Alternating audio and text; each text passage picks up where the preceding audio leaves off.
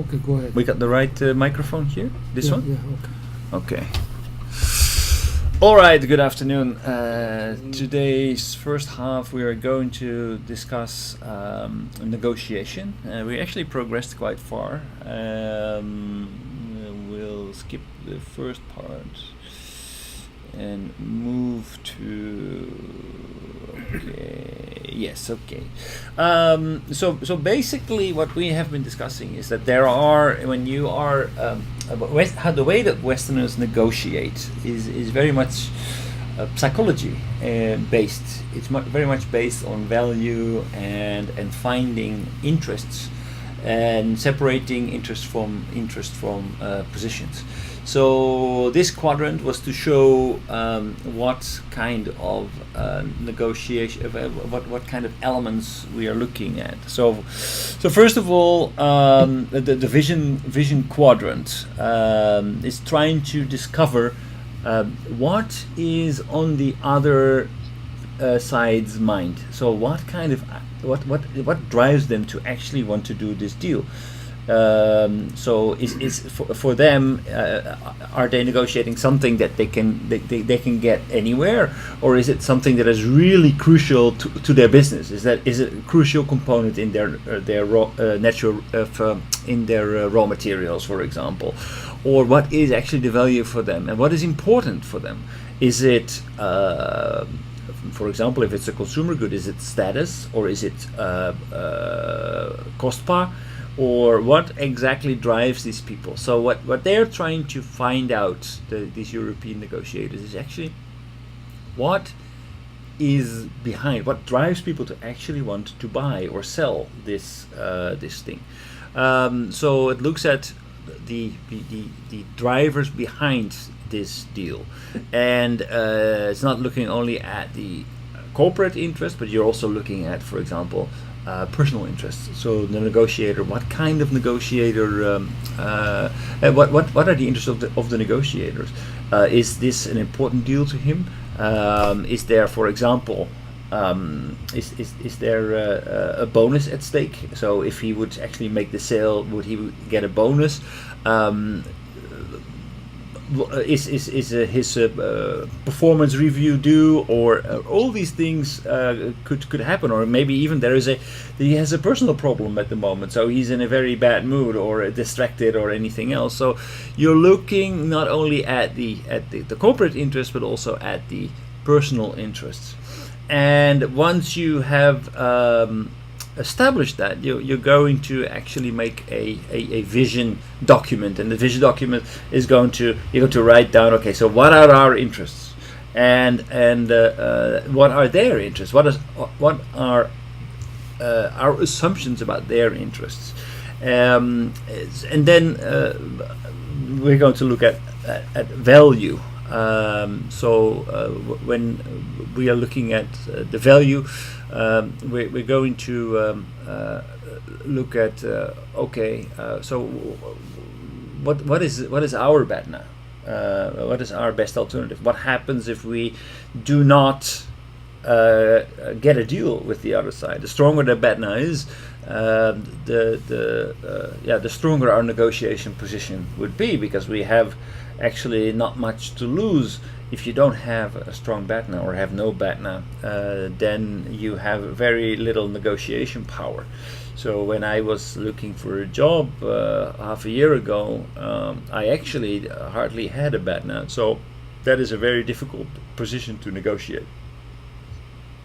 So always try to get to have a BATNA. Based on actually your position, you can decide what kind of negotiation strategy. So you have a basic negotiation strategy that is like, okay, you're either competitive or you're very on the most extreme side. So that's a very strong negotiation stance. That is partly based on how strong your position is in negotiation, but also partly based on culture. Some cultures have, basically they are culturally more competitive negotiators than other cultures. So Japan is typically a non-competitive negotiating style, whereas the Middle East has a very competitive negotiation style. Does Japanese have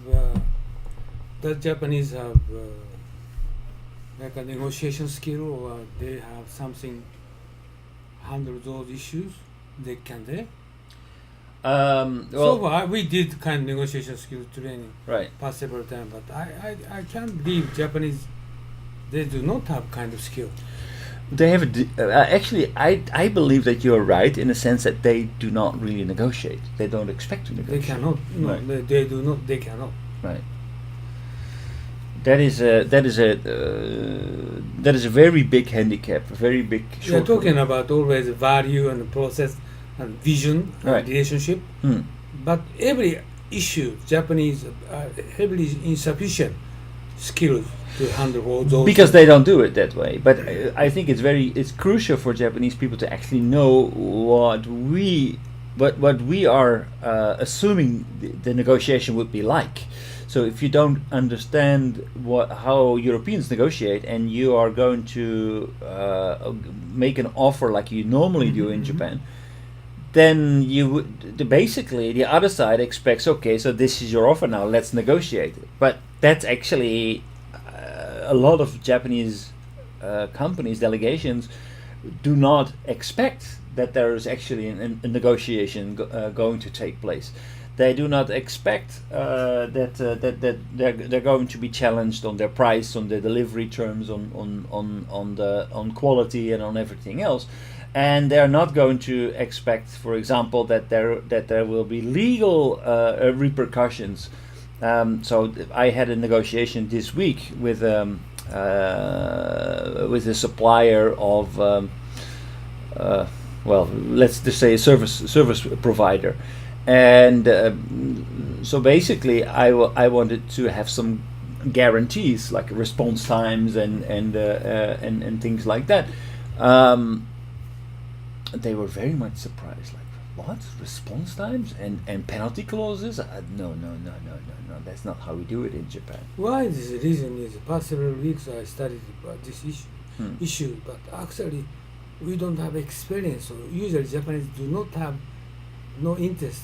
So what are we going to do? So if we know that this is what on the European mindset, and this is not only on the European mindset, I think this is a global phenomenon. And exactly. Okay, the strategy might be a little bit different, whether you're negotiating with a Chinese or with a European or with an American, but those are gradual. They are like subtle differences.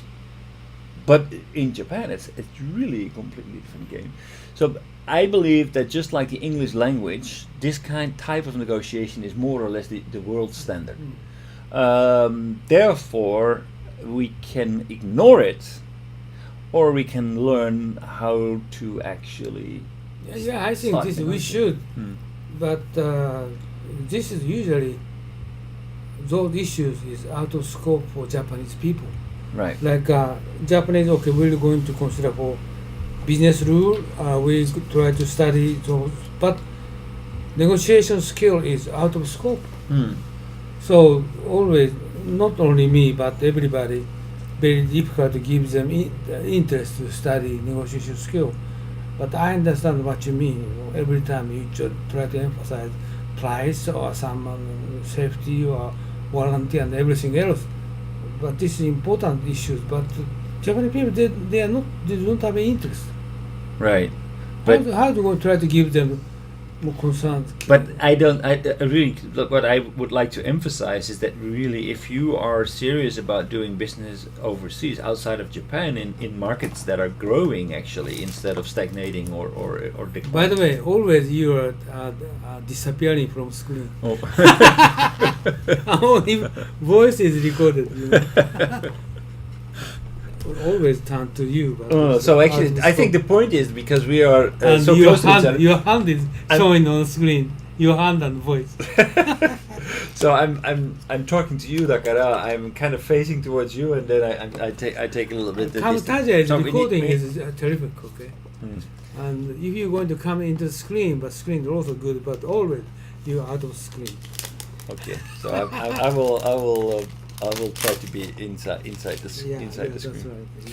So yeah, I do understand, and I mean the negotiation is actually a more severe form of debate, and debate also we don't do. So there is no. Yeah. Okay. My opinion is like this.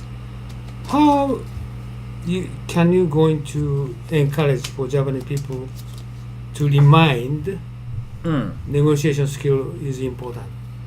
Okay, we're recording and we try to this recording to show the audience. Right. And some cases they are recently they are increasing. You know, Right. viewers get a little bit increasing 20 people, but the negotiation skill is few. It's because audiences feel bored, About negotiation skill. boring. So I think how are we going to encourage you to? Well, basically, every major transaction that you will have with foreigners, with people outside of Japan, is surrounded with negotiation.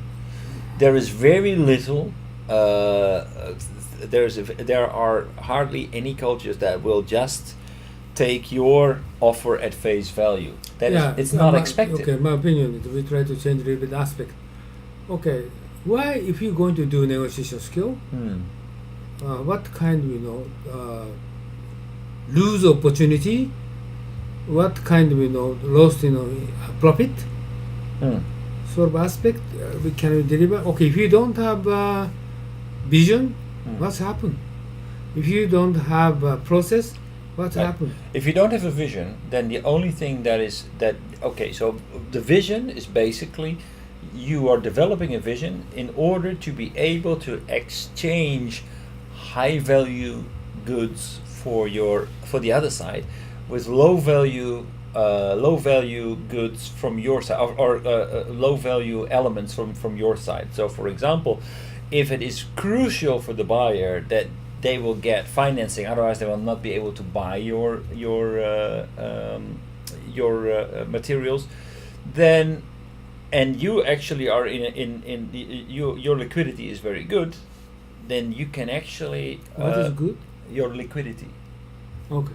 is good. Then you can actually say, okay, well then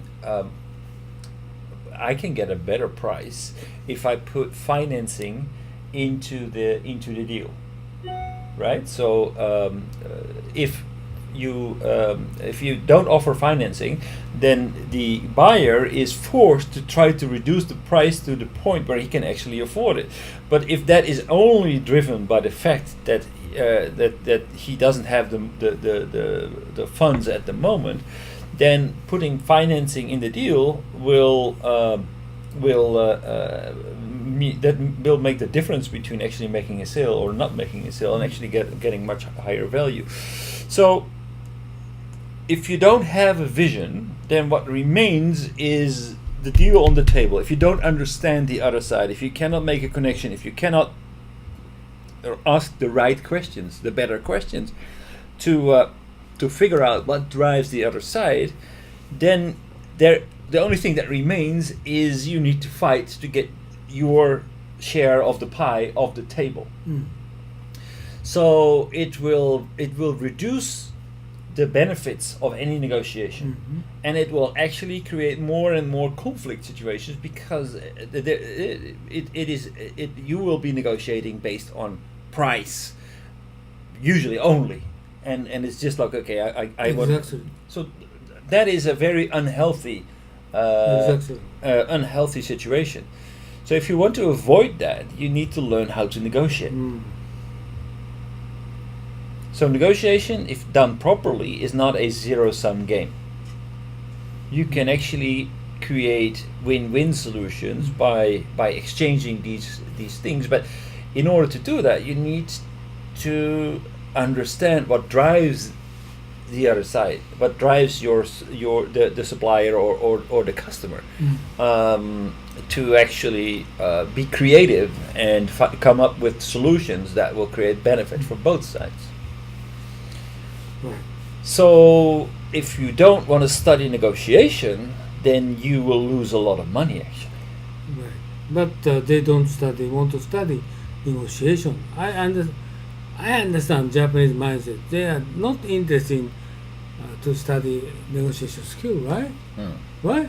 Well, actually, because it's very uncomfortable for Japanese people to put yourself in a conflict situation. Oh yeah, that's right. So basically, they want to compromise. They want to look for common ground. Like for example, I want to buy some commodity, whatever else, but what they are going to do? Okay, they try to figure out some partner.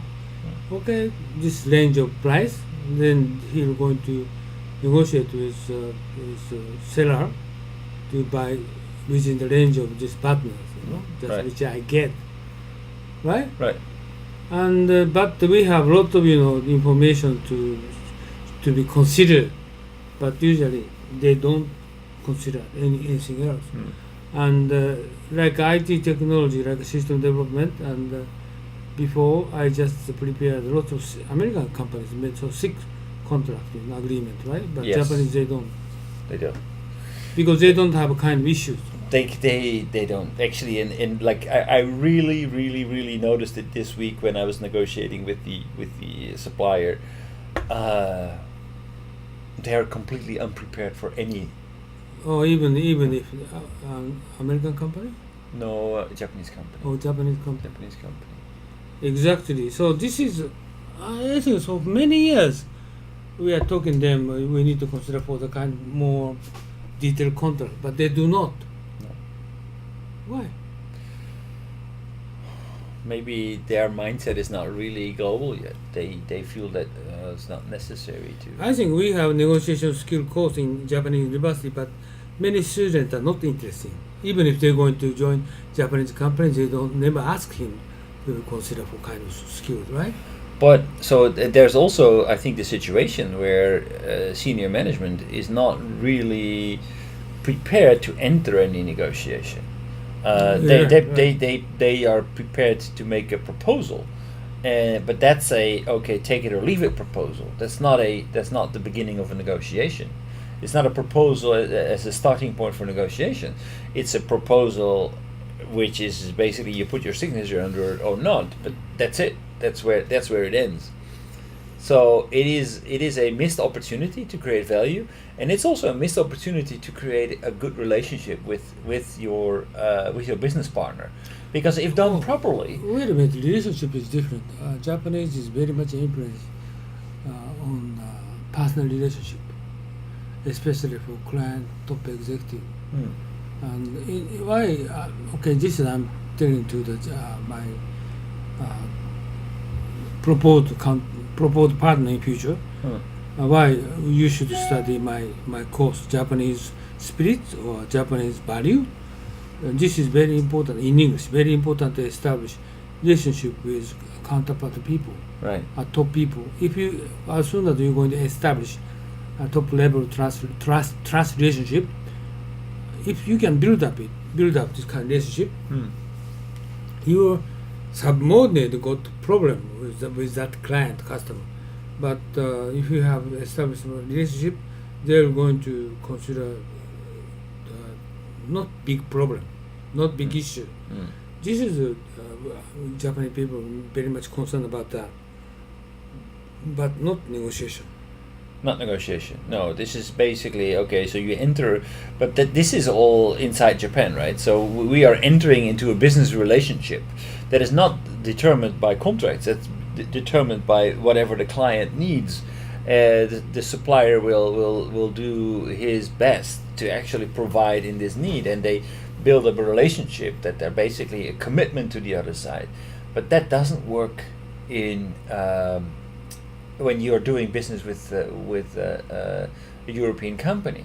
Like if I am going to represent a Dutch company here in Japan, for example, and let's say that my company is implementing SAP software, then what would be very normal in Japan is that without a contract, we also already need to get started and start to make design and everything else before any contract is signed.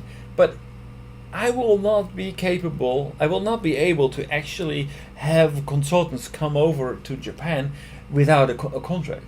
No European supplier would actually agree to that. So it's a different it's a different kind of relationship. I think, okay, so let's do this. If you're going to persuade the Japanese people to encourage negotiation skills should be important to consider. And okay, so if we're going to give them some caution, warnings, I think if you don't make contract, what kind of problem do you have in future? Sort of approach is more persuasive for them. Like if you're going to consider for just only price is okay. Japanese people very keen to consider for price, right, based upon partner, right, and competitive price. But safety or warranty or reliability or anything else, very vague scope and kind of emergencies cases or something like that. But very vague, and they try to consider for any time they're going to have conflict, strife. At that time they're going to discuss each other, kind of strategies tactics they're going to consider. But it's not good. You need to prepare before, right? Right. So kind of if you don't prepare some kind of vision, what kind of problem do you have? Right. So you if you start to think about this when things are bad, it's way too late, because then the relationship will not get better. But at the same time, if you have all kinds of arrangement in place, so if this happens, then we will do that, because that is the contractual agreement, that will keep things much smoother with your business partner. This morning, Sonoda went back already, but we discussed about that. Japanese is very poor for consideration before problem will happen. Right. Japanese always try to handle after happening problems, like a Tokyo Electric and disaster. As you know, they are very weak for how to prevent kind of disaster. This is a typical Japanese case. Always they try to handle after happening, and this is a good case, right? Before prepare for something, and you can avoid risks, avoid loss. Right. So that's the reason. And it is also expected, right? So actually you will not be able to engage in any business outside of Japan without a contract. That means that you really need to prepare and get some common ground. And you cannot just dictate a contract only from your side. It means negotiation skill means okay. This is the other way. Let me try to say. Negotiation skill means kind of how to avoid risks in future. Your company's risk, or your company advantage. How to get your advantage. How to protect your risk, business risk. Right. Beforehand. So that you need to talk with your customer beforehand, instead of saying negotiation skill. Okay, you have 20 lists of negotiation skill should be required, but usually Japanese people, I don't have interest.